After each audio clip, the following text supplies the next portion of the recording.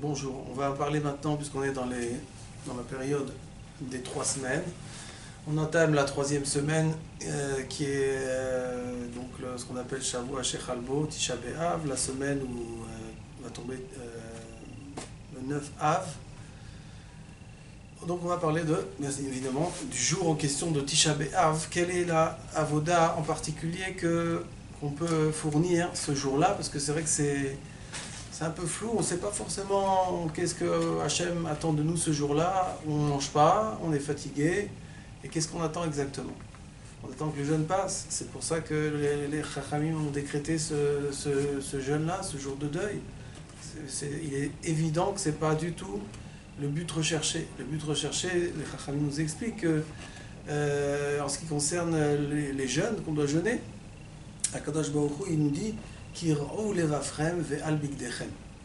c'est-à-dire qu'il faut déchirer son cœur plutôt que ses habits. Ça veut dire que l'endeuillement qu'il faut avoir pendant les jours de jeûne, et particulièrement le jour de Tisha B'Av, qui est le jour de deuil national du Ham Israël, international, puisque les Juifs sont dans le monde entier, ce jour-là, donc, en quoi on doit être endeuillé? On ne doit pas s'endeuiller bêtement, de manière extérieure, je suis triste, etc. Ce qu'il faut surtout, c'est être endeuillé au niveau du cœur. C'est-à-dire c'est une avoda pnimite, une avoda interne, intérieure, qui est au niveau du cœur, c'est-à-dire, comme le dit le pasuk, Kirou levavchem val bigdechem, il faut déchirer vos cœurs et pas vos habits. Ça veut dire quoi? Ça veut dire qu'il faut vraiment arriver à, comme il dit le Zohar Kadosh, les achnia et a ratson shebalev. C'est-à-dire que la volonté du cœur, la volonté de l'homme est au niveau du cœur. Les passions, ces désirs, qui sont les volontés, elles sont au niveau du cœur.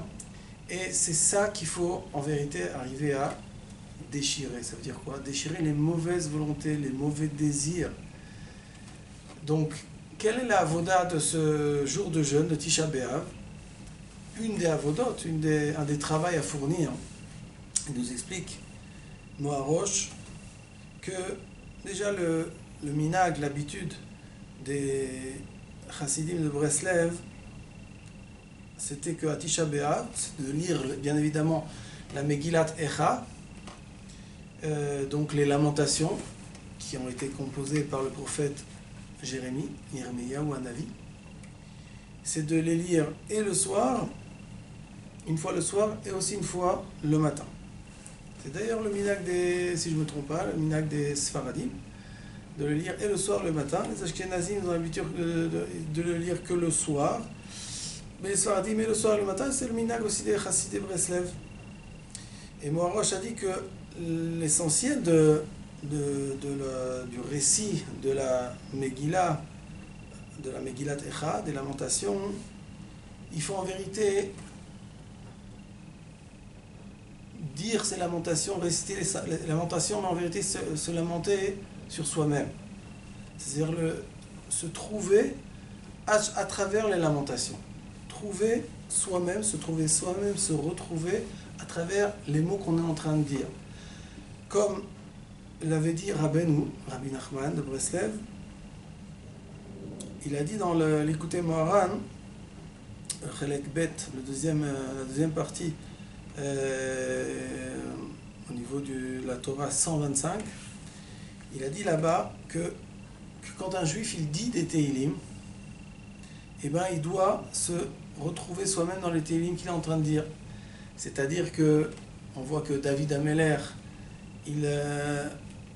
quand il dit les Tehillim, il parle beaucoup des guerres qu'il a menées contre les ennemis.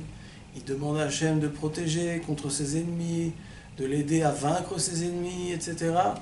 En vérité, David Ameler, la kavana essentielle qu'il a en parlant de ses ennemis et des guerres contre ses ennemis, d'être protégé de ses ennemis, de vaincre ses ennemis, tout ça, en vérité, la kavana, l'intention authentique de David Ameler, c'est la guerre contre l'ennemi essentiel de l'homme, qui est le Yetzer Hara, qui sont aussi les mauvaises midot, les mauvais traits de caractère, les mauvais comportements de l'homme et les mauvaises passions, les passions animales.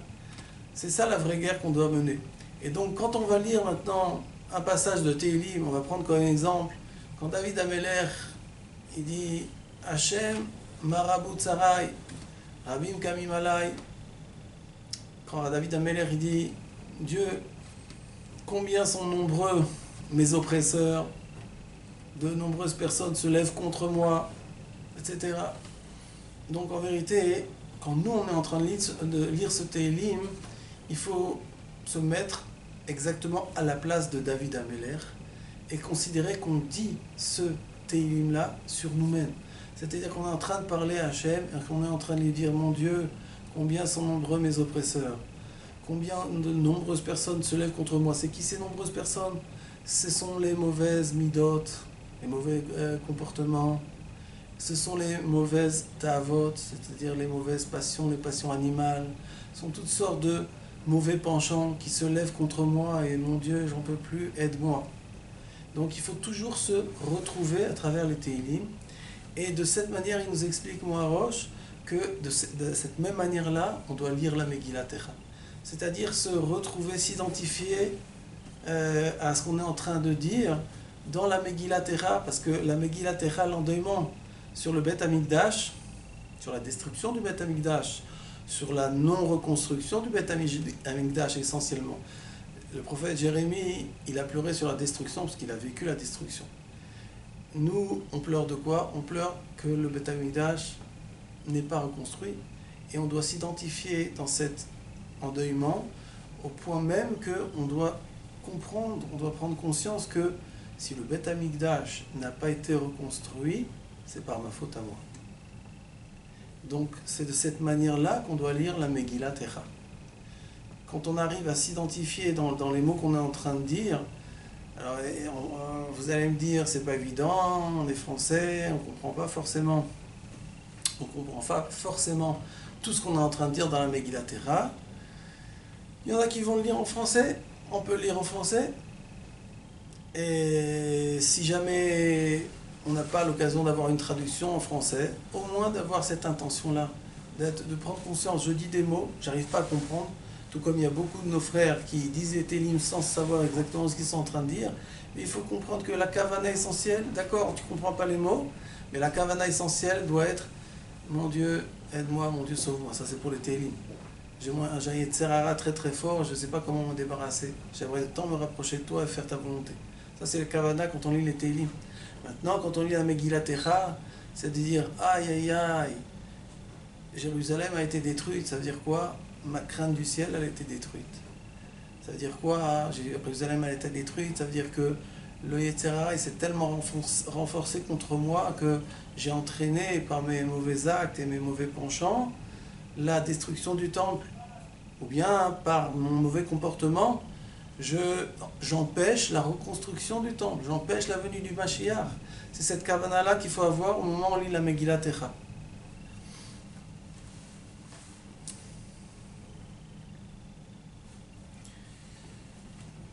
Il nous a donné un exemple, Moharosh justement, comment lire la Megillat Techa. Il y a un des versets de la Megillah qui dit comme ça. Il a dit avec le nigun, avec l'air qu'on lit la Megillat Techa, אני הגבר, העוני בשבט עברתו, אותינק ויולך חושך ולא אור, אך בישוב יהפוך ידו כל היום. Le passage qui nous dit comme ça, c'est le prophète Jérémie qui parle, je suis l'homme qui a vu la détresse et qui a vu le bâton, comment le bâton d'Hachem nous a frappé. Hachem, il m'a conduit dans l'obscurité, sans lumière, et il revient à l'attaque et il me frappe encore toute la journée. Donc, de cette manière-là, on doit se mettre à la place du prophète Jérémie. C'est-à-dire, je suis l'homme qui a vu la détresse, l'oppression, les coups qu'on a reçus, comment Hachem nous a affligés parce qu'on n'a pas fait ce qu'il fallait. Et donc de cette manière-là, Moharosh il nous a allusionné que comme ça on doit lire la Megillat Techa sur soi-même et ressentir comment c'est nous, à quel point c'est nous, chacun d'entre nous, qui empêchons la reconstruction du Beth Amikdash.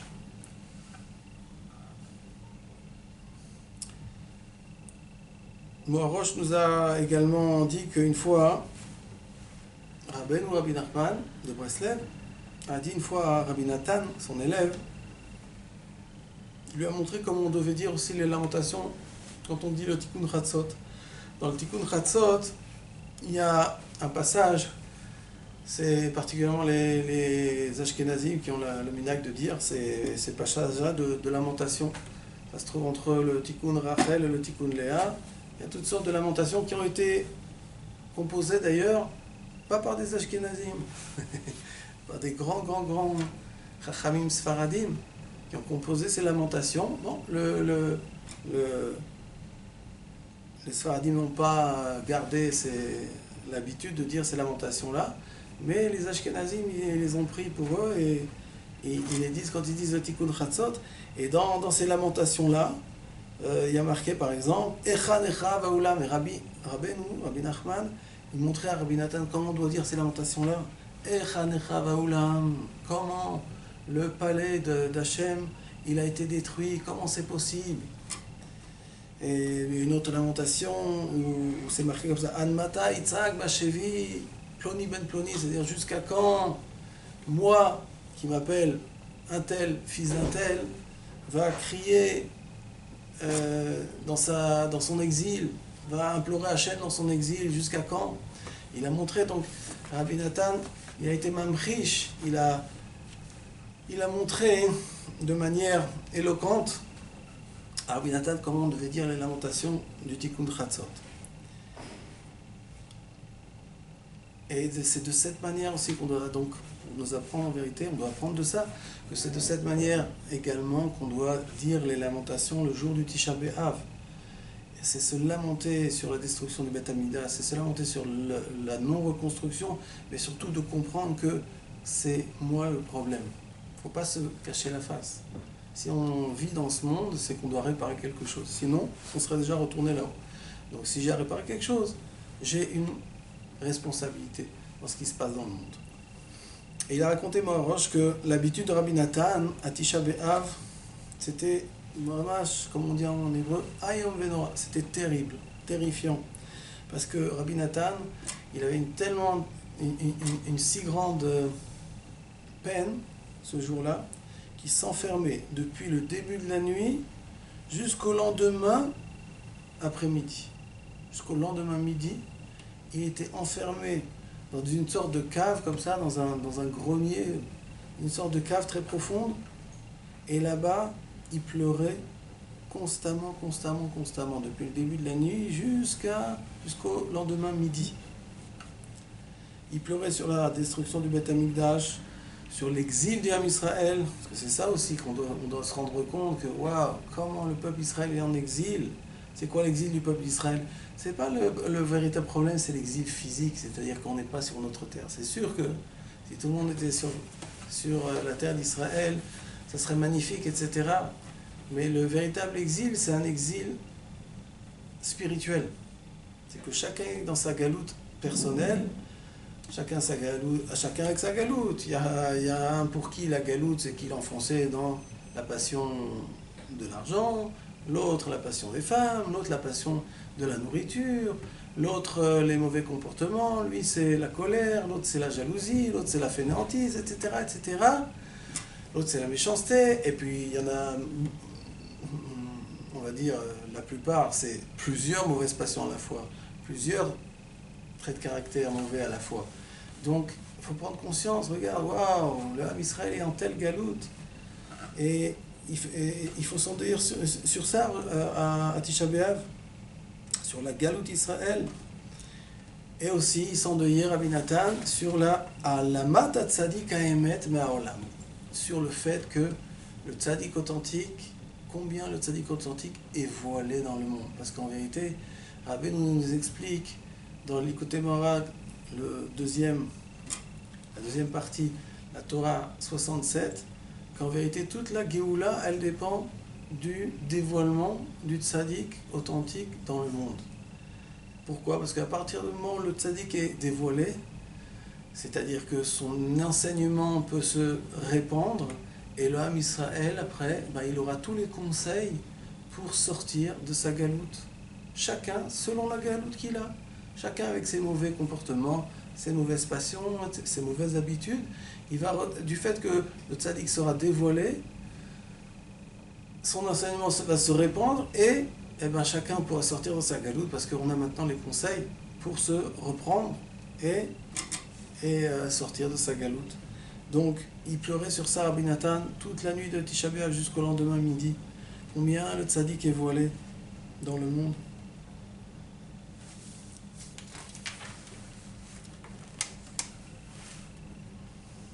Et il disait Rabbi Nathan qu'il lui est impossible de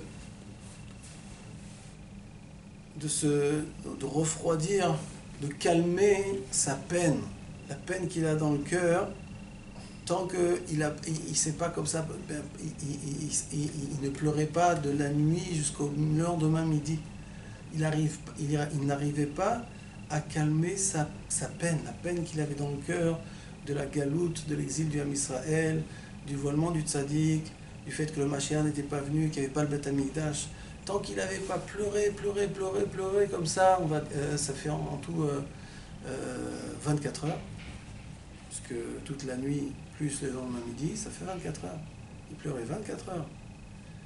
Et donc, tant qu'il n'avait pas pleuré comme ça, 24 heures, il ne pouvait pas calmer la peine qu'il avait dans le cœur.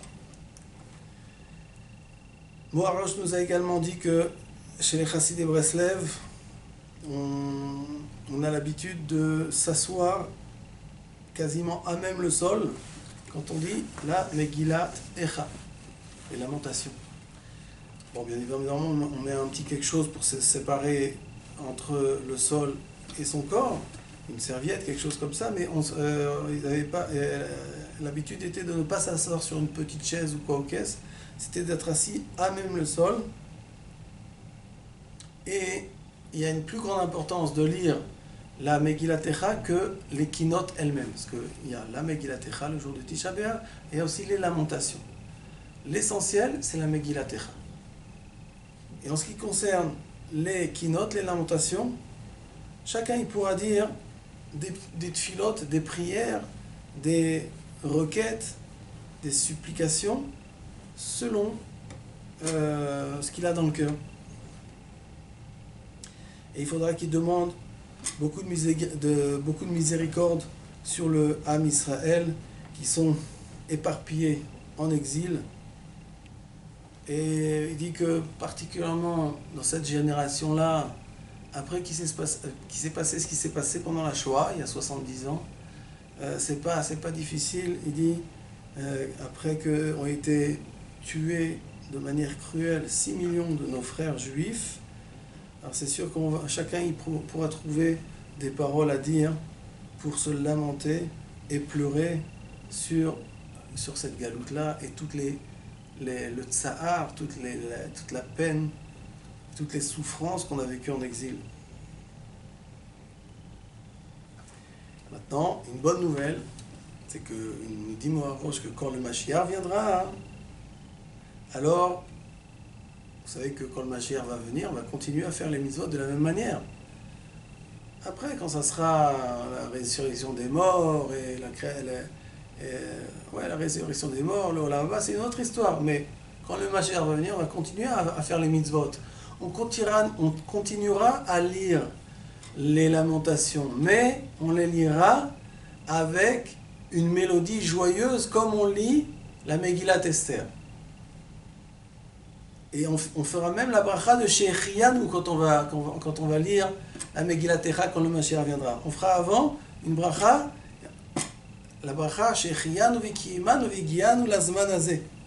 Donc, il ratson que on soit méritant d'inverser ce jour amer en un Yom Tov, en une grande joie, très rapidement. Amen v'amen.